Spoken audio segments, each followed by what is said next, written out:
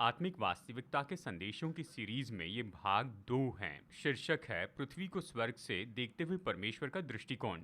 जैसे आप ये संदेश सुनते हैं, आप प्रोत्साहित हो जाइए। अब हम कुछ समय वचन में बिताएंगे और फिर उसके बाद में हम प्रार्थना और सेवकाई में कुछ समय बिताएंगे वचन के प्रचार के बाद। और मैं सबसे पहले खुश हूँ कि आप परमेश्वर का वचन सुनना चाहते हैं, और निश्चय ही हम आपको प्रोत्साहित करते हैं कि आप इसे दूसरों के साथ शेयर कीजिए। जिनसे आप परिचित हैं ऐसे लोगों को शेयर कीजिए, ताकि वो भी जो वचन बताया गया है उसके द्वारा प्रोत्साहित हो सकें, जैसे वो परमेश्वर के वचन की सेवकाई को सुनते हैं। पिछले रविवार हमने एक नई सीरीज शुरू की है आत्मिक वास्तविकता के बारे में, और हमने बस शुरू किया ताकि इसका परिचय बता सकें। इन संदेशों की श्रृंखला आत्मिक वास्तविकता पर पिछले रविवार के संदेश का नाम था अदृश्य संसार। हमने आत्मिक क्षेत्र के बारे में चर्चा की, या हमने इसे कहा कि यह अदृश्य है या फिर स्वर्गीय क्षेत्र हैं। और निश्चय इसे परिपूर्णता में हमने तो नहीं बताया, केवल मुख्य बातें बताई हैं। आप इस संदेश को फिर से सुन सकते हैं अगर आप इसे चूक गए हैं तो। लेकिन चलिए अभी हम वहाँ से आगे बढ़ते हैं, और आज आइए इस पूरी समझ में हम यहाँ पर आगे बढ़ते हैं, और हमें आत्मिक वास्तविकता को समझना होगा। पिछले रविवार हमने एक बात को स्थापित करके देखा कि परमेश्वर तो आत्मिक व्यक्ति है, और वो तो आत्मिक अदृश्य संसार में रहते हैं, और वो तो अनंत काल के खुद का अस्तित्व रखने वाले आत्मिक व्यक्ति हैं। और निश्चय हमने आपको बताया था कि स्वर्गदूतों के बारे में, यानी स्वर्गदूत और फिर गिरे हुए दूतों के बारे में, शैतान और दुष्ट आत्माएं यानी उन बुरी आत्माओं के बारे में, फिर मनुष्य के बारे में बताया और उसका स्वाभाविक क्षेत्र में काम बताया। आत्मिक क्षेत्र के बारे में आपको बहुत कुछ बताया, और ये भी बताया कि आत्मिक क्षेत्र में समय और दूरी नहीं होती हैं, और ये तो मायने नहीं रखते हैं उस आत्मिक क्षेत्र में। और हमने ये भी कहा है कि निश्चय ही वहाँ पर ऊर्जा है, वहाँ पर भौतिक वस्तुएं हैं। आत्मिक क्षेत्र में मतलब आत्मिक क्षेत्र में वहाँ सामर्थ है, ऊर्जा है, और वहाँ पर भौतिक वस्तुएं हैं। आत्मिक क्षेत्र तो असली है, लेकिन वो अलग वस्तु से बना है जिसे आप और मैं नहीं समझ सकते। और हमने ये भी बताया कि निश्चय जो समय जो है वो अलग होता है। देखिए, जब आप और मैं कहते हैं अब, यानी हमारा अब तो जो है इस पल के लिए है, एक पल हमारा अब है, लेकिन परमेश्वर का अब तो अनंत काल के लिए है। यानी देखिए ज़रा, जब परमेश्वर का अब है वो तो अनंत काल के लिए, और ये पूरा अनंत काल तो अब उसके इस अब में है, और इसलिए वो महान मैं हूँ हैं। वो अनंत काल में रहने वाले परमेश्वर है, समय के बाहर रहते हैं, और उसके लिए सारा अनंत काल तो अब में है। वो तो महान मैं हूँ हैं जो अनंत काल के अब में रहते हैं। तो जहाँ तक कि परमेश्वर की बात आती है, समय तो बिल्कुल व्यवहारिक नहीं है। यानी एक और महत्वपूर्ण बात जो हमें अपने मन में रखनी चाहिए वो ये है कि हम सीमित लोग हैं। हम उस अगणित परमेश्वर को समझने की कोशिश कर रहे हैं, और इसलिए देखिए, हमारे विचार और हमारी भाषा में हम केवल कुछ ही शब्दों में बता सकते हैं, यानी कि बस केवल कुछ बातों को समझा सकें। उस अगणित परमेश्वर के बारे में हमारा छोटा मन क्या समझ सकता है? उस परमेश्वर के बारे में जो कि अगणित ऐसे महान परमेश्वर हैं, और निश्चय हम जो भी देखेंगे वो तो बहुत ही सीमित होगा। वो सच में कौन है उसकी तुलना में, और जो कुछ भी जानना और समझना है उसकी तुलना में उस महान परमेश्वर के बारे में। और आज मैं कुछ महत्वपूर्ण करना चाहता हूँ। जैसे हम आत्मिक वास्तविकता के सीरीज में आगे बढ़ रहे हैं, देखिए मैं चाहता हूँ हम सारी चीज़ों को परमेश्वर के दृष्टिकोण से देखें। तो आत्मिक वास्तविकता के इस भाग 2 के संदेश में परमेश्वर का दृष्टिकोण देखेंगे। इसका मतलब देखिए, पारंपरिक रूप में हम इसे तो केवल अपने ही दृष्टिकोण से देखते हैं। स्वाभाविक से हम आत्मिक को समझने की कोशिश करते हैं, हम परमेश्वर की ओर देखते हैं, यानी इस तरह से। लेकिन इसके बारे में क्या कि हम परमेश्वर के मन में जाएं और परमेश्वर के दृष्टिकोण से सब कुछ देखते जाएं। वो सब कुछ जो हो रहा है उसे कैसे देखते हैं, इस स्वाभाविक क्षेत्र में परमेश्वर हमें क्या बताना चाहते हैं उसके दृष्टिकोण से। ये तो ऐसे है जैसे कि हम पृथ्वी पर से बाहरी स्पेस को देख रहे हैं, लेकिन अगर हम स्पेस में बाहर दूर जाएं और पृथ्वी को देखें तो ये पूरी तरह से अलग चित्र होगा। सारी चीजों का। तो आज हम ऐसे ही देखना चाहते हैं। हम परमेश्वर के दृष्टिकोण से सब देखेंगे कि परमेश्वर इन चीजों को कैसे देखते हैं। ऐसा नियम है जिसके बारे में ये कह सकते हैं। मैं इन संदेशों में यही करना चाहता हूँ कि मुख्य बातों को बताना चाहता हूँ जिसके बारे में हमें सचेत रहना है, जबकि परमेश्वर इन सारी चीज़ों को देखते हैं कि ये सब कुछ कैसे दिखते हैं परमेश्वर के दृष्टिकोण से। तो मैंने इन्हें सरल वाक्यों में लिखा है ताकि केवल आज के इस संदेश में मैं आपको इसे बता सकूं। तो पहली बात यह है जो हमें देखना और परमेश्वर के दृष्टिकोण से समझना है, वो नंबर 1 है कि जो कुछ हो रहा है उसे देखकर प्रभु चकित नहीं होते। देखिए, परमेश्वर चकित नहीं होते जब वो इस पृथ्वी पर कुछ होते हुए देखते हैं, और वो न कभी चकित हुए और न ही चकित होंगे पृथ्वी पर होने वाली इन चीज़ों से। देखिए, बाइबल इस तरह से कहती है कि परमेश्वर ने सब कुछ बहुत पहले से ही देखा है। यशायाह 46 वचन 10 हमें ये बताता है कि वो तो अंत की बात आदि से बताते आते हैं, मतलब यानी जबकि सब कुछ शुरू हो रहा है वो तो बिल्कुल अंत में होते हैं और वो तो सब जानते हैं। देखिए, परमेश्वर तो अनंत काल में वास करते हैं। वो एक ही समय में बिल्कुल शुरुआत में और अंत में खड़े रह सकते हैं, और इसीलिए कई बार यीशु ने खुद के बारे में ये कहा, मैं ही अल्फा और ओमेगा हूँ। प्रकाशित वाक्य 1:8, यानी आदि और अंत हूँ। हम प्रकाशित वाक्य में से कई बार देखते हैं, प्रकाशित वाक्य 21:6 में और प्रकाशित वाक्य 22 वचन 13 में उसने कहा कि मैं ही अल्फा और ओमेगा हूँ, आदि और अंत हूँ। तो वो वहाँ पर हैं, वो सब कुछ जानते हैं, वो सब कुछ देखते हैं। इसलिए पृथ्वी पर जो हो रहा है उससे वो चकित नहीं होते हैं। इब्रानियों अध्याय 4 वचन 3 में बाइबल कहती है कि वो सारे काम तो जगत की उत्पत्ति के पहले ही पूरे हो चुके हैं। मतलब परमेश्वर के मन में सब कुछ पहले ही पूरा हो चुका है, इसके पहले की समय में सब कुछ ये शुरू हो जाता। और हम इसके बारे में कुछ समय बाद चर्चा करेंगे। तो परमेश्वर चकित नहीं हुए जब आदम और हव्वा ने ये चुनाव किया था कि उसकी आज्ञा भंग करे। प्रभु चकित नहीं हुए जब मनुष्य गिर गया, वो चकित नहीं हुए जब ये सब कुछ होता चला गया जो कि मनुष्य के पाप के बाद में हुआ। और इनमें से किसी भी बात ने परमेश्वर को चौंकाया नहीं। आज हमारे संसार में जो भी हो रहा है ये तो ऐसा नहीं कि परमेश्वर को चकित कर दें कि वो ये कहें कि चलो अब मैं इन सारी चीज़ों के लिए हल ढूंढता हूँ। नहीं, सच में परमेश्वर समय में देख रहे हैं। बाइबल इस तरह कहती है कि परमेश्वर ने कैसे पहले से तय किया है, और उसने ये पहले से निश्चित किया है कि आने वाले दिनों में क्या होगा। यानी ये पहले से निश्चित किया है कि जो उसके बुलाहट और उसके न्योते को प्रत्युत्तर देते हैं वो उसके पुत्र प्रभु यीशु के स्वरूप में बदलते जाएंगे। ये तो ऐसी योजना है जो समय के साथ में प्रकट हुई है, और यही तो हो रहा है। यानी देखिए, परमेश्वर तो पहले ही अपनी योजनाओं को प्रकट करते जा रहे हैं। जैसे इस पृथ्वी पर ये सब हो रहा है, किसी बात के कारण वो चकित नहीं होते हैं। और सच में बाइबल ये भी कहती है कि जीवन की पुस्तक लिखी गई है जगत की उत्पत्ति के पहले से ही। मतलब समय शुरू होने के पहले से परमेश्वर के पास सबके नाम हैं। जो उसे प्रत्युत्तर देंगे उसे हाँ कहेंगे, और इसलिए जीवन की पुस्तक लिखी गई जिसमें सबके नाम लिखे हैं, ऐसे लोगों के जो उसे हाँ कहेंगे। यहाँ तक कि पहला मनुष्य रचे जाने के पहले ही वो सब कुछ जानते हैं, और इनमें से कोई भी बात उसे चकित नहीं करती है। नंबर 2 तो ये है कि परमेश्वर अपनी महानता में पूरी तरह सुरक्षित हैं। देखिए, हम जानते हैं कि परमेश्वर महान परमेश्वर हैं। उसका नाम है अडोनाय यहोवा। इसका मतलब महान प्रभु। वो तो महान राजा हैं। वो राज्य करते हैं और वो नियंत्रण करते हैं। और बाइबल हमें सिखाती है कि हमारा परमेश्वर राज्य करता है, वो राज्य करता है। भजन संहिता 103 वचन 19 ये कहता है, उसका सिंहासन स्वर्ग में स्थिर किया है और उसका राज्य पूरी सृष्टि पर है। तो हम जानते हैं कि परमेश्वर महान हैं, वो तो पूरी तरह महान हैं। वो राजा हैं, सब पर राज्य करते हैं। तो परमेश्वर अपनी महानता में बहुत ही सुरक्षित हैं। लेकिन हमें ये समझना होगा कि परमेश्वर अपनी महानता में इतने सुरक्षित हैं कि उसने निर्णय लिया कि वो नियंत्रण छोड़ देंगे। चलिए मैं फिर से कहूँ और इसे समझाकर बताता हूँ कि परमेश्वर अपनी महानता में बहुत ही सुरक्षित हैं कि उसने निर्णय लिया कि वो नियंत्रण छोड़ देंगे। देखिए, कई बार हम लोगों को ये कहते हुए सुनते हैं कि देखिए परमेश्वर नियंत्रण करते हैं। खैर, ये वाक्य तो अपने संदर्भ में बिल्कुल सही है, लेकिन ये उस समय सही नहीं जब ये संदर्भ के बाहर है। यानी ऐसी बहुत सी चीज़ें हैं जिस पर परमेश्वर का नियंत्रण नहीं है।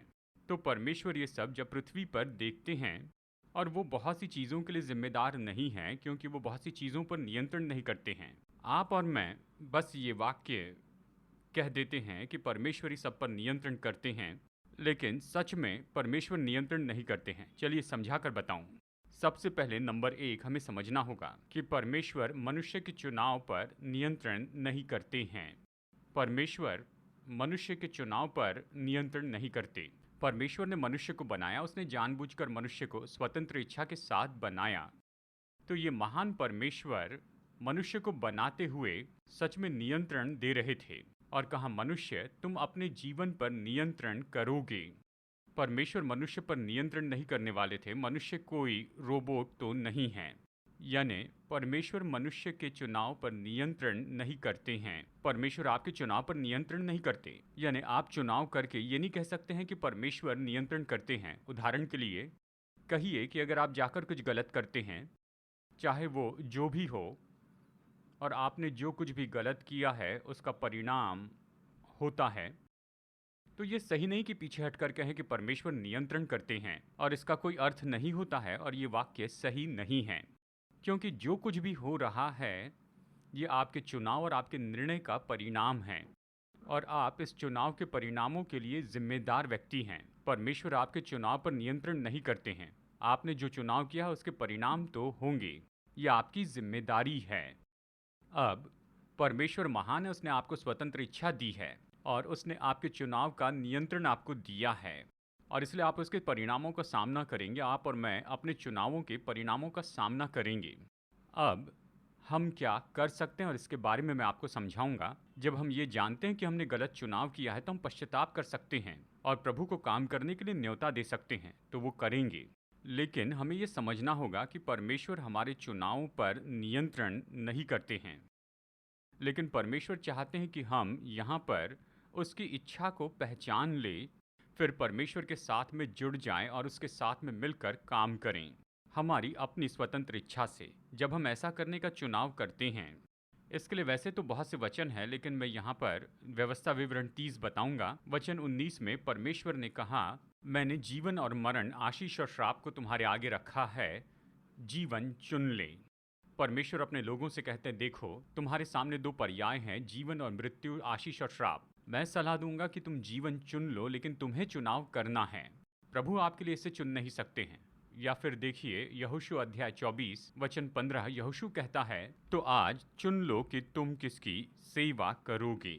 तुम ये चुनाव करो कि किसकी सेवा करना चाहोगे। परंतु मैं अपने घराने समेत यहोवा की सेवा करूंगा। तो वो चुनाव करता है, प्रभु के लोगों से कहता है कि तुम चुनाव करो। ठीक है, तो हमें चुनाव करना है, और परमेश्वर वही काम करते हैं जहां उसका स्वागत होता है। परमेश्वर ज़बरदस्ती आपके जीवन में आकर ये नहीं कहेंगे मैं काम करूंगा और तुम्हें बदल दूंगा। नहीं, वो वही काम करते हैं जहां पर उसका स्वागत होता है। तो हमें उससे न्योता देना चाहिए। परमेश्वर काम करते हैं हमारी इच्छा के सहयोग में आकर और हमारे साथ में सहकर्मी बनकर। हम परमेश्वर की इच्छा पहचान कर ये कहते हैं, प्रभु मैं चुनाव करता हूँ कि आपको जो पसंद है वही करूँ। मैं अपना काम करूँगा। मैं आपको न्योता देता हूँ कि आप मुझे सामर्थ दें कि मैं ऐसा करूँ, और मैं आपके साथ काम करूँगा। प्रभु चाहते हैं कि हम ऐसे ही काम करें, लेकिन हम ऐसे ही कह दें कि परमेश्वर नियंत्रण करते हैं और हम अपने चुनाव करते जाएं, ये सही नहीं है। पूरी तरह से परमेश्वर आपके चुनाव पर नियंत्रण नहीं करते। ठीक है, दूसरी बात हमें समझना होगा कि परमेश्वर शैतान पर नियंत्रण नहीं करते हैं। परमेश्वर शैतान का मार्गदर्शन नहीं कर रहे हैं, ना ही उसके कामों का मार्गदर्शन करते हैं, ये सच है।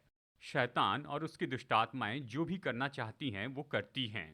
वो लोगों की परीक्षा करती हैं, वो हमला करते हैं, कोशिश करते हैं कि चोरी करे, घात करे और नाश करे, और परमेश्वर उसका प्रबंध नहीं करते हैं। परमेश्वर शैतान और दुष्ट आत्माओं का मार्गदर्शन नहीं करते हैं। तो परमेश्वर शैतान और उसकी क्रियाओं पर नियंत्रण नहीं करते हैं। वो केवल उतना ही करते हैं जिसे करने की हम उन्हें अनुमति देते हैं हमारे इस संसार में। देखिए, परमेश्वर महान हैं, इसका मतलब वो शैतान से ज़्यादा सामर्थी हैं। वो निश्चय ही आएंगे और शैतान के विरुद्ध में काम करेंगे। इसके बारे में हम और भी देखेंगे। लेकिन मैं कह रहा हूँ कि सामान्य रूप में जैसे इस पृथ्वी पर होता है, परमेश्वर शैतान को नहीं बताते हैं कि क्या करना और उस पर नियंत्रण करें। शैतान और दुष्ट आत्माएं अपने बुरे कामों को कर रहे हैं जैसे वो चुनाव करते हैं। तीसरी चीज जिस पर परमेश्वर नियंत्रण नहीं करते, परमेश्वर इस पृथ्वी के मामलों में नियंत्रण नहीं करते हैं। देखिए, परमेश्वर ने मनुष्य को पृथ्वी पर रखा और लोग ही हैं जो ये सब करते हैं। और देखिए, ऐसे तत्व हैं और फिर प्रकृति का काम है, यानी ये सब कुछ ऐसा है जो पहले से नियुक्त हैं। और रोमियो 8 यानी पूरा 8 अध्याय हमें इसके बारे में समझाकर बताता है कि हम नाश होने की ओर बढ़ते जा रहे हैं, परमेश्वर के असली डिज़ाइन से हम दूर हो चुके हैं। और इसलिए ये जो प्रकृति यहाँ पर इस तरह से रखी गई है, ये काम तो कर रही है, लेकिन ये अपने असली स्तर से नीचे घट चुकी है और इसलिए पृथ्वी के मामलों पर प्रभु अधिकार नहीं करते। उदाहरण के लिए, दो लोग लड़ने लगे तो प्रभु उन पर नियंत्रण नहीं करते। आप नहीं कह सकते प्रभु नियंत्रण कर रहे हैं, नहीं, ये उन दोनों का चुनाव है। अब जरा सोचिए कि वो बहुत ही बढ़ते चले जाता है और फिर वहाँ पर दो गैंग आपस में लड़ते हैं। परमेश्वर इन गैंग पर नियंत्रण नहीं करते, ना ही उन्हें लड़ने के लिए कहते हैं। तो परमेश्वर पृथ्वी के इन सारे मामलों पर नियंत्रण नहीं करते हैं। जब देश युद्ध करते हैं तो परमेश्वर उन्हें युद्ध करने के लिए नहीं कहते हैं। जब तानाशाह लोगों के साथ में बुरा व्यवहार करते हैं या उन्हें मारते हैं, प्रभु उस तानाशाह से नहीं कहते कि इस तरह व्यवहार करें। परमेश्वर नियंत्रण नहीं करते इस सामाजिक बुराई पर, इस भ्रष्टाचार पर। यहाँ तक कि नैतिकता का स्तर भी घट गया है। ये सब हमारे आसपास हो रहा है, लेकिन परमेश्वर इन चीज़ों पर नियंत्रण नहीं करते हैं। उसने इनमें से किसी चीज़ को ना ही बनाया है और ना ही इसका मार्गदर्शन करते हैं। लोग काम कर रहे हैं, शैतान काम कर रहा है, समाज काम कर रहा है। देखिए, परमेश्वर ऐसे नहीं कि बवंडर को आज्ञा दे या तूफान या सुनामी या ज्वालामुखी को या भूकंप को। देखिए, वो ऐसे नहीं करते हैं। ये तो प्रकृति के द्वारा होता है, क्योंकि वो परमेश्वर के असली डिजाइन से हट चुके हैं, इसलिए होता है। ये सब इसलिए होता है, जिन लोगों को जन्म से ही कोई परेशानी है, परमेश्वर ने इस तरह उन्हें नहीं बनाया। उनके शरीर में या मन में कोई मुश्किल होती है, परमेश्वर ने इस तरह से नहीं बनाया है। फिर बता दूं कि ये जो प्रकृति है वो तो परमेश्वर के असली उद्देश्य से भटक गई है। तो इन तीन क्षेत्रों को समझ लीजिए। देखिए, परमेश्वर इतने महान हैं, उसने इन तीनों क्षेत्रों का नियंत्रण दे दिया है। वो मनुष्य के चुनाव पर नियंत्रण नहीं करते हैं, परमेश्वर शैतान के कामों पर नियंत्रण नहीं करते और पृथ्वी के मामलों पर नियंत्रण नहीं करते।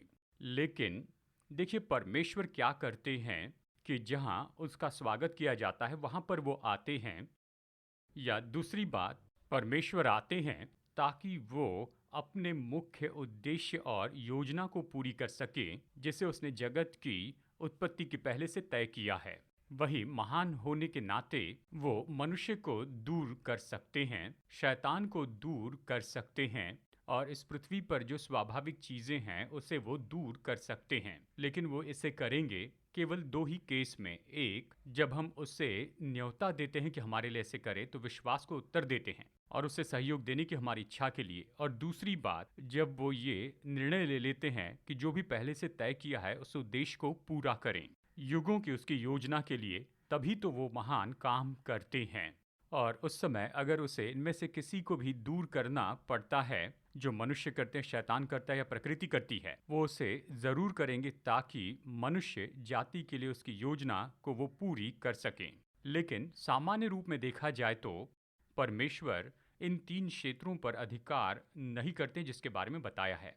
यानी ज़रा कल्पना कीजिए कि यानी परमेश्वर स्वर्ग से देखते हैं और यहाँ आप और मैं कहते हैं परमेश्वर नियंत्रण करते हैं, परमेश्वर नियंत्रण करते हैं। और परमेश्वर कहते हैं कि काश ये लोग जाग जाए और वो जिम्मेदारियां उठाए अपने चुनाव के और क्रियाओं के। तो प्रभु के दृष्टिकोण से आप देखिए, हर बात के लिए परमेश्वर पर दोष मत लगाइए या बस परमेश्वर नियंत्रण करते हैं इस बात को कहते जाएं। परमेश्वर ने क्या किया है इस बात को समझ लीजिए। इसे समझ ले कि वो इतने महान है कि उसने आपको स्वतंत्र इच्छा दी और कहा, जो भी तुम्हारा चुनाव है उसके लिए मैं भरोसा करता हूँ, क्योंकि आप कोई चुनाव करके उसकी महानता को दूर नहीं कर सकते हैं। परमेश्वर इतने महान है कि उसने शैतान और दुष्टात्मा को पृथ्वी पर काम करने दिया और वो उनसे डरते नहीं है। यही तो हमारा अगला पॉइंट है, परमेश्वर उनसे डरते नहीं है और वो अपनी महानता में इतने स्थिर है कि जो कुछ भी वो करना चाहते हैं उसे पूरा कर सकते हैं। भजन संहिता 115:3 कहता है, परमेश्वर तो स्वर्ग में है, उसने जो चाहा वही किया है, वो किसी भी समय आकर अपने उद्देश्य को पूरा कर सकते हैं। वो महान है और वो इसे पूरा करेंगे। अय्यूब 42:2, अय्यूब ने जाना, मैं जानता हूँ तू सब कुछ कर सकता है और तेरी युक्तियों में से कोई रुक नहीं सकती। परमेश्वर फिर भी अपने उद्देश्य पूरे करेंगे, हमारे चुनाव के बावजूद और शैतान जो भी करता है उसके बावजूद, और निश्चय ही प्राकृतिक क्षेत्र में जो भी होता है उसके बावजूद। परमेश्वर अपने उद्देश्य पूरे करेंगे, लेकिन परमेश्वर इन 3 चीज़ों पर नियंत्रण नहीं करते और हमें ये समझना होगा। तीसरा पॉइंट जिससे हमें परमेश्वर के दृष्टिकोण से देखना है वो ये है कि परमेश्वर मनुष्य या शैतान से नहीं डरते हैं। परमेश्वर मनुष्य या शैतान से नहीं डरते हैं। जब हम मनुष्य की बात करें तो परमेश्वर हमारे कारणों से नहीं डरते हैं। यानी इतने समय में और इतने शतकों से हम जानते हैं कि निश्चय बहुत ही अच्छे विचार भी रखे हैं फिलोसोफर द्वारा, थियरिस्ट द्वारा और वैज्ञानिकों द्वारा। यानी देखिए, ये तो इस तरह हर तरह के विचारों के साथ में आए, परमेश्वर का अस्तित्व नहीं है ये बताना चाहा और उसे दूर करना चाहा। यानी देखिए, हर तरह के लोग हैं जिनके पास अपनी थियरीज हैं दुनिया की उत्पत्ति के बारे में। और देखिए, ये तो बहुत से ऐसे विचार हैं जो कि प्राचीन समय के फिलॉसफी के साथ में जुड़े हुए हैं, या फिर हाल ही के एवोल्यूशन की नई थियरीज होंगी, या रिलेटिविटी की थियरी और क्वांटम फिजिक्स की थियरी, क्वांटम मैकेनिक्स। देखिए, ये कोई भी परमेश्वर को नहीं डराते। परमेश्वर उन सारी किताबों से नहीं डरते जो कि बड़े बड़े वैज्ञानिकों ने लिखे हैं। यानी उन्होंने बहुत सी ऐसी किताबें लिखी हैं जैसे कि गॉड डिल्यूजन और दूसरी किताबें जो परमेश्वर को दूर कर देना चाहते हैं और सारी बातों की थियरी देना चाहते हैं। गॉड इक्वेशन या इसी तरह के शब्दों पर, या हाइपर स्पेस, शून्य में से यूनिवर्स बनाया जाना, और ओरिजिन ऑफ स्पीशीज, मनुष्य किस तरह से आया, इसके बारे में बहुत कुछ लिखा गया है। परमेश्वर उनमें से किसी से नहीं डरते हैं। परमेश्वर हमारी उपलब्धियों या फिर हमने कुछ हासिल किया उससे भी नहीं डरते हैं। हम चांद पर गए हैं, मंगल पर पहुंचे हैं और शुक्र ग्रह पर हम जाने की कोशिश कर रहे हैं। परमेश्वर इन सारी बातों से नहीं डरते हैं। विज्ञान के लिए परमेश्वर का धन्यवाद। मैं विज्ञान के विरुद्ध में नहीं हूँ, लेकिन हमने जो कुछ भी पढ़ा है, सीखा है, अगर हम उसका अच्छा उपयोग करते हैं तो निश्चय ये तो भलाई के लिए है। परमेश्वर हमारी उपलब्धियों से डरते नहीं, चाहे मेडिसिन में हो। देखिए, दवाइयों का उपयोग किया जाना चाहिए, यह परमेश्वर के अस्तित्व को दूर नहीं करता है। और ना ही परमेश्वर डरते हैं हमारी खोज से, हमारी आर्कियोलॉजी से या पैलेंटियोलॉजी से। हम जो कुछ भी नया करेंगे, देखिए, परमेश्वर इन सारी बातों से कभी डरते नहीं हैं। वो इस बात से नहीं डरते हैं कि हम सवाल पूछते हैं, मजाक उड़ाते हैं, कारण बनाते हैं। देखिए, बाइबल स्पष्ट बताती है, यशायाह 40 वचन 13 और 14 में, किसने यहोवा की आत्मा को मार्ग बताया है, उसका मंत्री होकर उसको ज्ञान सिखाया है। उसने किससे सम्मति ली, किसने उसे समझाकर न्याय का पद बता दिया और ज्ञान सिखाकर बुद्धि का मार्ग जता दिया है। परमेश्वर इन सब के ऊपर हैं। और देखिए, रोमियो में, यानी रोमियो अध्याय 1, पौलुस बहुत स्पष्ट कहता है कि मनुष्य सृष्टि को देखकर सृष्टि के द्वारा परमेश्वर को पहचान सकता है, और उसने चुना कि ऐसा न करें। वचन कहता है, अपने आप को बुद्धिमान जताकर मनुष्य तो केवल मूर्ख बन गया, और उन्होंने परमेश्वर की सच्चाई को बदलकर झूठ बना डाला। और फिर आगे पहला कुरिन्थियों 1 में पौलुस ये कहता है कि मनुष्य तो अपनी ही बुद्धि के द्वारा, बुद्धि से परमेश्वर को नहीं जान पाया। परमेश्वर की मूर्खता मनुष्यों के ज्ञान से ज्ञानवान है। और वो कहता है बुद्धि के द्वारा, यानी यहाँ पर संसार का ज्ञान तो परमेश्वर के सामने मूर्खता है। परमेश्वर इन सारी बातों से डरते नहीं हैं, वो उससे भयभीत नहीं होते। हम में से कुछ लोग सोचते हैं हमने परमेश्वर को झूठा साबित किया, हमने उससे पीछा छुड़ा लिया अपनी सारी थियरीज और अपने विचारों के द्वारा और ये सब। लेकिन परमेश्वर इन सारी बातों से डरते नहीं हैं, और परमेश्वर नहीं डरते हैं शैतान के धोखे से। आप जानते हैं कि शैतान तो धोखा देने में बहुत ही माहिर है। उसने आदम और हव्वा को भरमाया, आज वो लोगों की बड़ी भीड़ को भरमाता है, और वो बहुत से लोगों को अपने नियंत्रण में थामे रहता है। और हम ये जानते हैं कि निश्चय जब ऐसा समय आएगा कि वो तो पूरी तीव्रता से आगे बढ़ते जाएगा, ये जानते हुए कि इस पृथ्वी पर उसका समय बहुत ही कम है। लेकिन परमेश्वर उससे भी नहीं डरते हैं, क्योंकि वो जानते हैं कि उसकी सच्चाई तो निश्चय ही प्रबल होगी। परमेश्वर की सच्चाई इतनी सामर्थी है कि शत्रु का कोई भी धोखा वो परमेश्वर की सच्चाई को दबा नहीं सकता, और इसलिए परमेश्वर उससे डरते नहीं हैं। और इसीलिए ये समझ ले कि हमें परमेश्वर का बचाव नहीं करना है, परमेश्वर हमें बचाने वाले हैं, इसका उल्टा नहीं। परमेश्वर हमें बचाते हैं, हमें परमेश्वर का बचाव नहीं करना है। तो इसे याद रखिए, जब परमेश्वर पृथ्वी को देखते हैं और ये सब कुछ होते हुए देखते हैं, वो डरते नहीं हैं, भयभीत नहीं होते।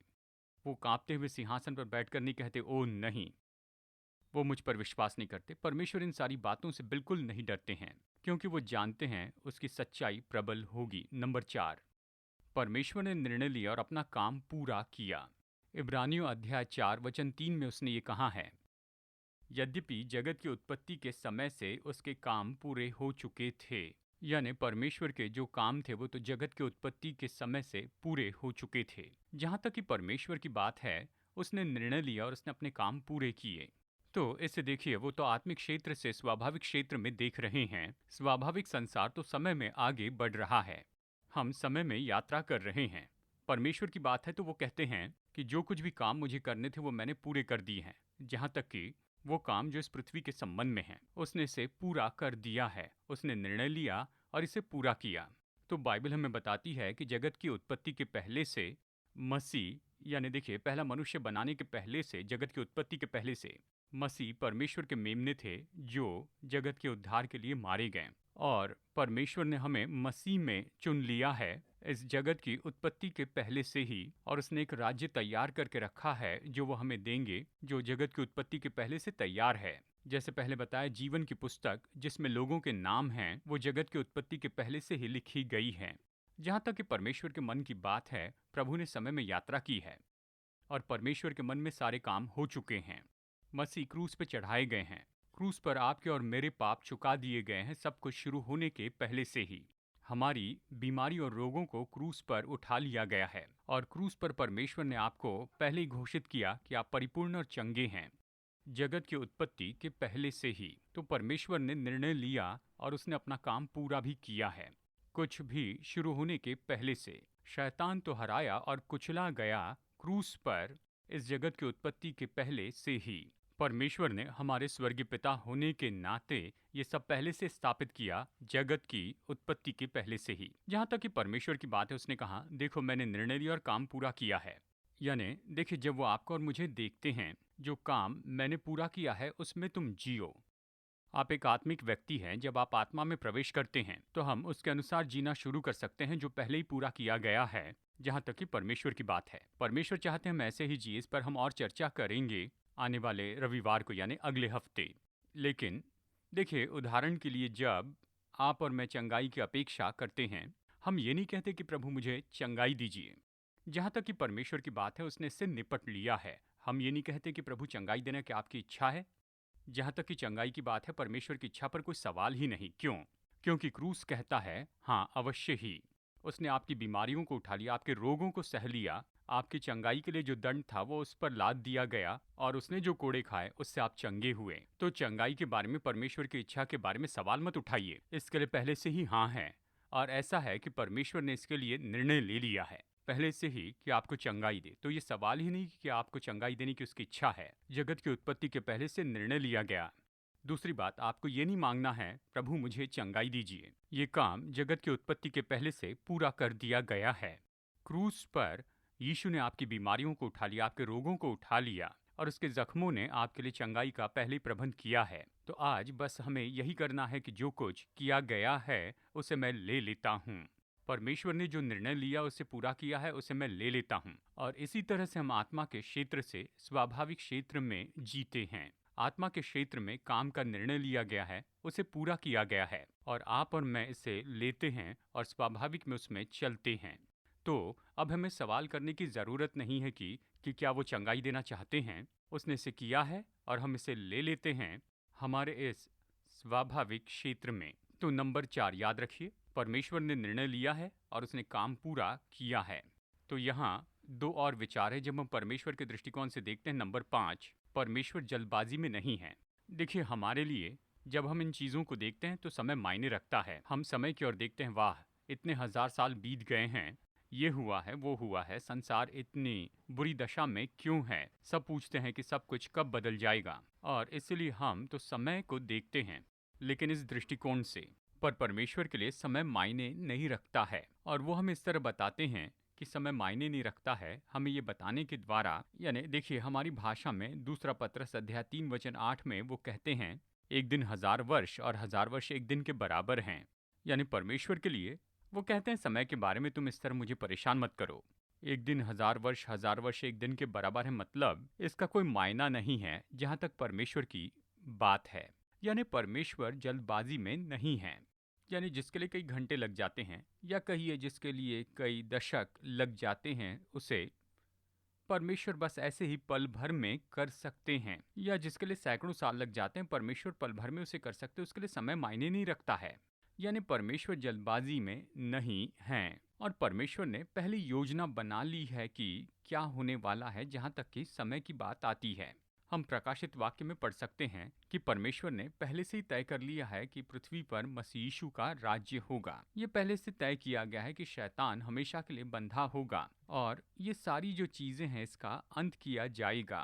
और वो इसे करने में जल्दबाजी में नहीं है, क्योंकि उसके लिए समय मायने नहीं रखता है।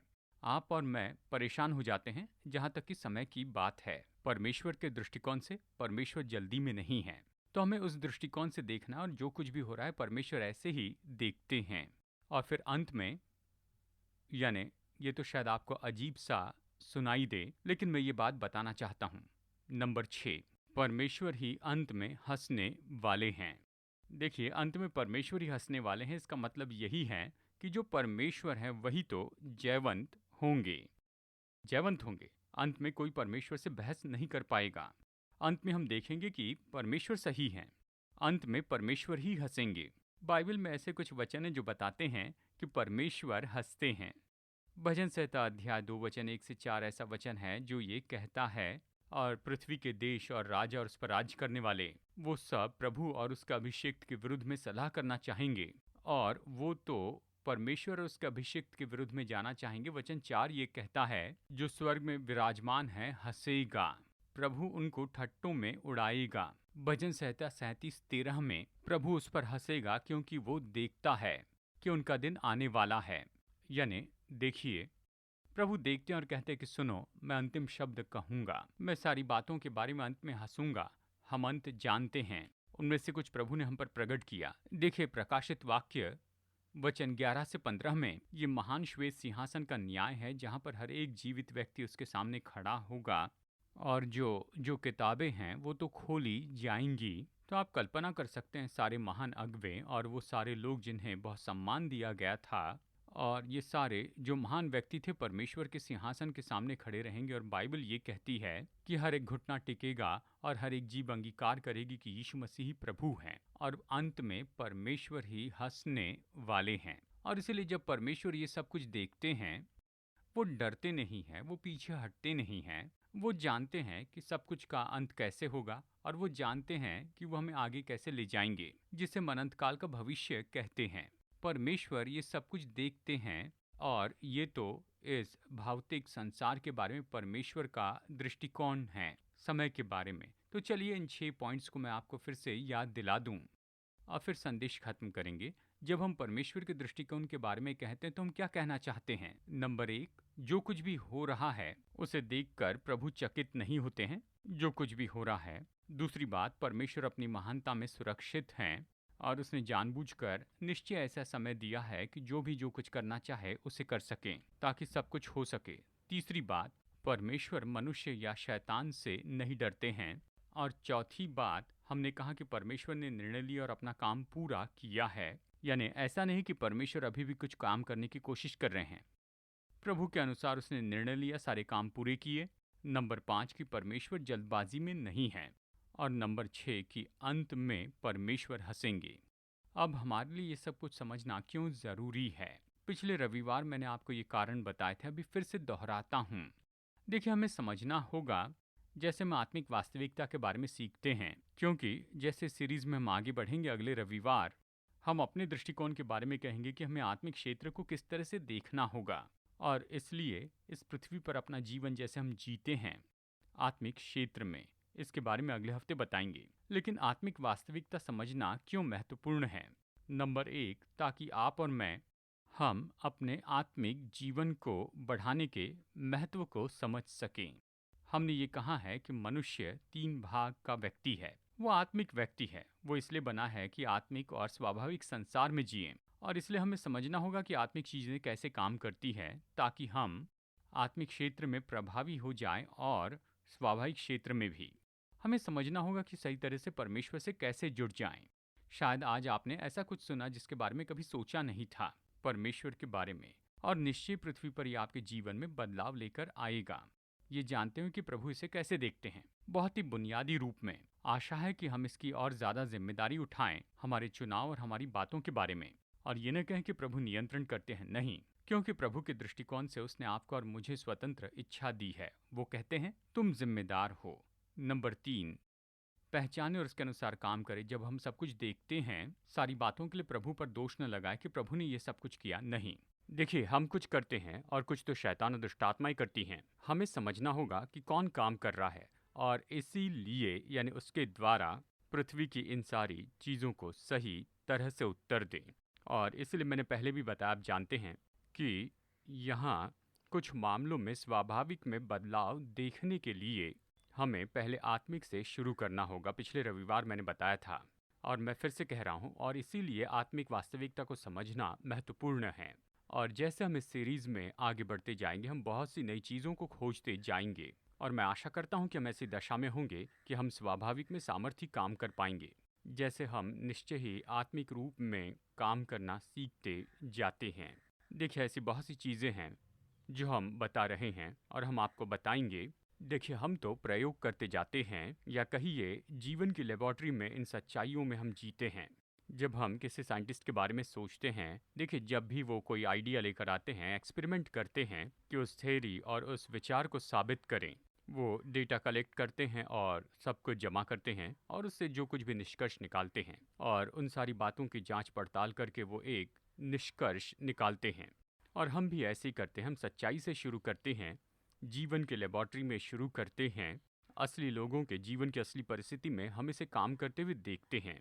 और ये सब सबूत पर आधारित है, हमारे जीवन की लेबॉर्ट्री के सबूतों पर आधारित है। और हम भी डेटाबेस हैं, यानी हम इसे बार बार होते हुए देखते हैं लोगों के जीवन में। और इसलिए हम जानते हैं जो हम काम कर रहे हैं ये तो सच्चाई है, क्योंकि हम इसमें काम कर रहे हैं जीवन के लेबॉर्ट्री में असली लोगों के साथ जीवन की असली परिस्थिति में। और हम सबूत देखते हैं, परिणाम देखते हैं जो कि बार बार होते हैं लोगों के जीवन में। और इसलिए हम ये सब भरोसे के साथ में, पूरे भरोसे के साथ में कह सकते हैं, ये जानते हुए कि जब हम इन चीज़ों को सीखते हैं और इसका उपयोग करते हैं तो हम सच्चाई को काम करते देखेंगे और ये हमें एक जैसे परिणाम देंगे सभी लोगों के लिए, हर एक परिस्थिति में, चाहे कोई भी वंश या किसी भी परंपरा में हो, सच्चाई एक जैसे ही काम करती है। हम इसे देखते हैं। अब हम यहाँ पर निश्चय ही इस समय प्रार्थना करने वाले हैं। हम एक साथ प्रार्थना करेंगे। प्रभु को काम के लिए आप न्योता दें, हमारे जीवन में वो काम करे। आप अपना दिल खोलिए और अपेक्षा करें कि प्रभु काम करेंगे। अब यहाँ पर हम प्रार्थना करने वाले हैं। देखिए, परमेश्वर तो एक आत्मिक व्यक्ति है। अगर हमें परमेश्वर के साथ में जुड़ना है तो हमें आत्मिक क्षेत्र में कदम बढ़ाना होगा। अवश्य ही परमेश्वर महान है, हमारे संसार में आकर हमारे शरीर और मन को छू सकते हैं। अगर हमें परमेश्वर के साथ जुड़ना है तो हमें आत्मा के क्षेत्र में आना होगा। परमेश्वर आत्मा है, हम आत्मिक व्यक्ति हैं। हमारी आत्मा, परमेश्वर जो आत्मा है उससे बातें करें। और इसलिए मैं चाहता हूँ कि अगले कुछ पल आप अपनी आत्मा में परमेश्वर तक पहुँचे, उससे बातें करें। अन्य भाषा बोल सकते हैं तो अन्य भाषा में प्रार्थना कीजिए और कहिए, प्रभु मैं चाहता हूँ कि आप मुझे छू लीजिए, मेरी सेवा कीजिए। मैं चाहता हूँ आप मुझसे बातें कीजिए और उससे न्योता दें कि आपके जीवन में वो काम करें। हे पिता, मैं बढ़ाता हूँ अपना हृदय और अपने विश्वास को लोगों के लिए जो अभी हमारे साथ में जुड़े हैं और सुन रहे हैं। और अभी मैं लोगों के लिए प्रार्थना करता हूँ प्रभु यीशु मसीह के नाम में, हमारे प्रभु यीशु मसीह के नाम में। और पिता, मैं प्रार्थना करता हूँ कि आप लोगों को स्पर्श कीजिए इनकी ज़रूरत के क्षेत्र में, इन्हें जहाँ भी ज़रूरत है उस क्षेत्र में इन्हें छू लीजिए। हम आपको धन्यवाद देते हैं, आपको धन्य कहते हैं स्वर्गीय पिता। धन्यवाद प्रभु यीशु मसीह, धन्यवाद परमेश्वर। हम आपकी स्तुति करते हैं, हम प्रार्थना करते हैं कि आप सेवा कीजिए अपने लोगों की, चाहे ये जहाँ भी हो इस समय ये लोग ये आपके स्पर्श को अनुभव करें, आपकी उपस्थिति अनुभव करें। ये लोग ये अनुभव करें कि परमेश्वर आप इनके जीवन में सामर्थ्य काम करते जा रहे हैं। धन्यवाद पिता परमेश्वर, हालेलुया। धन्यवाद प्रभु यीशु मसीह। धन्यवाद करते हैं परमेश्वर, आपको धन्य कहते हैं, धन्य कहते हैं, आपको धन्य कहते हैं, आपका आदर करते हैं यीशु। धन्यवाद, धन्यवाद प्रभु जी, धन्यवाद प्रभु। हम आपका आदर करते हैं, स्तुति करते हैं, आपकी आराधना करते हैं। पिता, हम प्रार्थना करते हैं इन लोगों के लिए जिन्हें अपने जीवन में फिर से नया बनाए जाना चाहिए। हे पिता, अभी जो कुछ भी चला गया है उसे वापस दीजिए, जो ये खो बैठे हैं उसे वापस दीजिए। ऐसे ऋतु में, जीवन की ऐसी परिस्थिति में मैं इनके लिए पुनर्गठन की प्रार्थना करता हूँ प्रभु जी। धन्यवाद प्रभु यीशु। मैं प्रार्थना करता हूँ लोगों के लिए और उनके व्यापार के लिए, और वो जो कुछ भी कर रहे हैं, हे परमेश्वर, निश्चय ही ये देखने पाए, परमेश्वर के हाथ को अपने व्यवसाय में, अपने व्यापार को बढ़ते हुए देखें। ये जाने कि आप हस्तक्षेप कर सकते हैं, आप इन्हें नया बना सकते हैं, आप इन्हें वापस ऊंचाई पर ला सकते हैं, और इसलिए आप इनके व्यापार को फिर से नया बनाइए। हम धन्यवाद देते हैं, आपको धन्य कहते हैं हमारे परमेश्वर। हम आपका आदर करते हैं, आपकी स्तुति और आदर करते हैं। धन्यवाद प्रभु यीशु। धन्यवाद प्रभु जी, हम आपकी स्तुति करते हैं। मैं अभी खास करके प्रार्थना करना चाहता हूँ ऐसे व्यक्ति के लिए जो हमें देख रहे हैं और आप किसी तरह से गहनों के व्यवसाय में हैं, हीरे या जवाहरात के व्यापार में हैं। मैं अभी आपके लिए प्रार्थना करना चाहता हूँ। शायद आपके जीवन में, आपके व्यवसाय में ऐसा कुछ हुआ है जिसके कारण आपको बड़ा नुकसान उठाना पड़ा है आपके हीरे और जवाहरात के व्यापार में। मैं भी आपके लिए प्रार्थना कर रहा हूँ। आप हमें देख रहे हैं या हमें सुन रहे हैं, क्या परमेश्वर मेरे जीवन में मुझे नया बना सकते हैं, मेरे व्यापार को नया बना सकते हैं। मैं आपके व्यापार पर कहना चाहता हूँ कि परमेश्वर सब नया बनाएंगे, और परमेश्वर आपके हीरे और जवाहरात के व्यापार को नया बनाएंगे। शायद अब सब कुछ बहुत मुश्किल होगा, लेकिन बदलाव आ रहा है, लेकिन परमेश्वर आपके लिए सब कुछ बदल देंगे। मैं चाहता हूँ आप इसे ले लीजिए। अगर आप अभी हमें देख रहे हैं तो आप लाइव चैट में टाइप कर सकते हैं, ताकि निश्चय ही लोग इस बात को जाने कि ये सही है, कि आप यहाँ अपनी पहचान बताएं। आप कहिए कि मैं यहाँ से जुड़ा हूँ और आपने मुझे ये कहते हुए सुना है, और फिर निश्चय ही आप अपनी गवाही हमें भेजिए। बताइए कि परमेश्वर ने आपके लिए क्या किया है आपके लिए। और मैं ये वचन की घोषणा करता हूँ, ये वचन आप पर, आपके व्यापार पर इस समय मैं खोलता हूँ। और साथ ही मैं यहाँ पर घोषणा करना चाहता हूँ एक ऐसे व्यक्ति पर जिनका प्लांटेशन का व्यापार है। मैं प्लांटेशन देख पा रहा हूँ, यहाँ पर पेड़ काटे जाते हैं, जंगल के क्षेत्र में जहाँ पर पेड़ काटे जाते हैं। आप इस प्लांटेशन के मालिक हैं, आपके लिए लोग काम करते हैं और वो आपके लिए ये पेड़ काटते हैं, लेकिन वहाँ पर कुछ न कुछ गड़बड़ी हो गई है और ऐसी परिस्थिति है जिसका हल निकालना ज़रूरी है। आपके उस प्लांटेशन के जगह पर लोग आपके लिए काम करते हैं, इन पेड़ों को काटते हैं, लेकिन आप यहाँ समस्या में आ गए हैं और उस परिस्थिति से आपको निपटना है।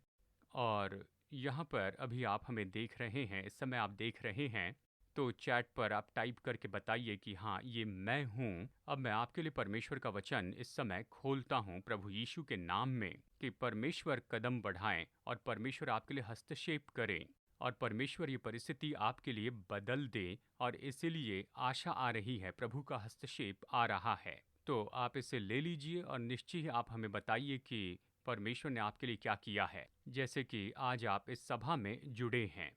पिता, मैं प्रार्थना करता हूँ दूसरे लोगों के लिए जो हमें देख रहे हैं और इस सभा में हमारे साथ में जुड़े हैं, इनके जीवन की परिस्थिति जो भी हो जिसमें से ये जा रहे हैं, आप इनका नाम जानते हैं, आप इनकी परिस्थिति जानते हैं।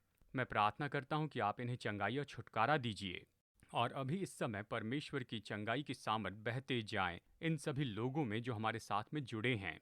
और आपको जहाँ कहीं भी चंगाई चाहिए, आप अपने शरीर के उस भाग पर हाथ रखिए जहाँ प्रभु का स्पर्श चाहते हैं, तो आप कहिए, प्रभु मैं अपनी चंगाई को इस समय ले लेता हूँ। प्रभु अभी चंगाई की सामर्थ बहे, ये लोगों को छू लें और ये उनमें से सारी बीमारियों को दूर कर दें। गांठ और ट्यूमर्स अभी इस समय गायब हो जाएं और अभी तुरंत चंगाई हो, लोगों के शरीर में तुरंत चंगाई आए। जैसे हमारे साथ जुड़े हैं, अपने शरीर पर हाथ रख रहे हैं, यीशु मसीह के सामर्थी नाम में मैं हर एक बीमारी, कमजोरी की आत्मा को इस समय डांटता हूँ और मैं घोषित करता हूँ कि वो चंगाई जो क्रूस पर पूरी हुई जगत की उत्पत्ति के पहले से, ये इनके शरीर में अभी प्राप्त कर लें प्रभु यीशु के नाम में।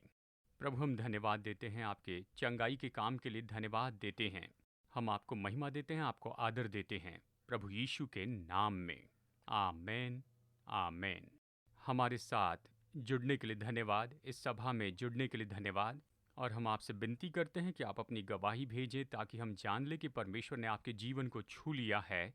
और अपने ईमेल भेजिए testimony@apcwo.org पर, और ये संदेश दूसरों के साथ शेयर करें। ये उनके दिल और आँखों को खोल दें और उन चीज़ों को जानें जो जाननी चाहिए। याद रखिए, हम इस सीरीज़ में आगे बढ़ रहे हैं। हम और भी बताते जाएंगे आत्मिक वास्तविकता के बारे में जो हमारे जीवन पर प्रभाव डालेगी, ताकि हम और भी प्रभावी हो आत्मिकता से स्वाभाविक में। तो आने वाले हफ्तों में हमारे साथ जुड़ जाइए। प्रभु आशीष दे और हमारे प्रभु यीशु मसीह का अनुग्रह, हमारे स्वर्गीय पिता परमेश्वर का प्रेम और उसके पवित्र आत्मा की मधुर उपस्थिति हम सब के साथ हमेशा होती रहे, प्रभु यीशु के नाम में, आमेन। संदेश सुनने के लिए धन्यवाद। भरोसा करते हैं कि संदेश आपके लिए आशीष रहा। मुफ्त के स्रोत पाने के लिए, जिनमें है सरमन नोट्स और पब्लिकेशन, पाने के लिए विजिट करें apcwo.org पर। बैंगलोर के एपीसी बाइबल कॉलेज की जानकारी पाने के लिए विजिट कीजिए apcbiblecollege.org पर। याद रखिए, All People's Church Bangalore app download कीजिए ऐप या गूगल प्ले स्टोर से।